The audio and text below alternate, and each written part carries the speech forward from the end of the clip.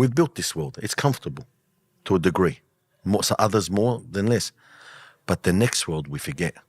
And when death comes in a way so quickly that someone just leaves, can I give you a little quick story? Please. I remember doing this funeral for a man who was in his late 20s, really respectable guy, very good business. And he gave me, you know the hug you get at the time of death? It's not like any other hug. They don't let you go. Yeah. They gel in you and they grab you and your ribs seem to fit into them. Like it's something that you can't explain. It's not like a hug of a mother or a wife or a child. It's a hug from the heart.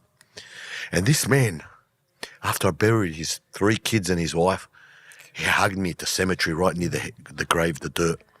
And he wouldn't let go. And a hug will last 3, 4, 5 seconds, but he wouldn't let go. And then you could feel, like he said, when Sakina's head just went down, I could feel his head just go down and his body just go loose. I finally got him loose. And, subhanAllah, he said to me, Ahmed, 24 hours ago, my house was a home. I would come from work and trip over toys and smell the cooking and kids crying and, 3 kids under the age of 5. Wow. Oh, man. He goes, and that morning I got up.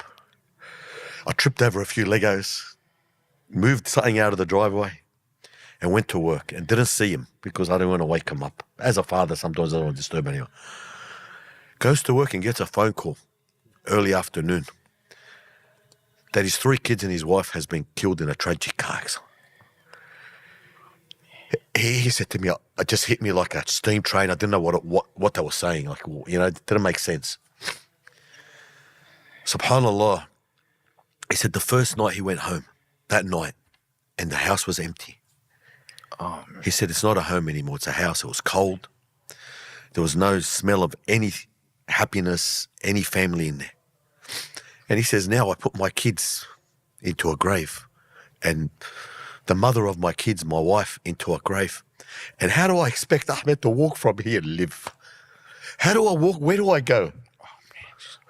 He said, all these people here aren't going to do anything for me. And he pointed and there was a lot of people.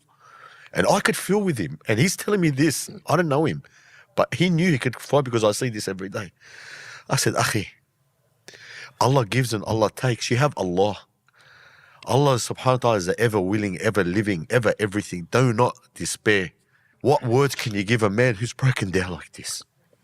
And as he's talking to me, I'm looking at 3 mounds of dirt and the bigger mound being the mother. And I said, Ya Allah, don't ever test me with a test I can't handle. And to this day, I stay in contact with him. And you are never the same again, Sheikh. Now, this is an example of how quick your life can change. How quick a calamity comes to us in a day. Yet we live our lives thinking we're here forever. And I never forget his story and I never forget him. And to this day, he spends every single day at the cemetery. He comes from work and sits at the cemetery. He's got a permanent residence. I've seen him even wash his car at the cemetery and clean his car sitting there. And he says to me, Ahmed, the best thing that happened to me is that I can now know what life is really about. He said, when I see a janazah come, I know the times now. He goes, I get up and help straight away. You're talking about a man who was in the corporate world, who wouldn't, if you said to him the cemetery, he'd say, what for? Who died? Now I call him min ahl al-qubur, from the people of the cemetery. Yeah.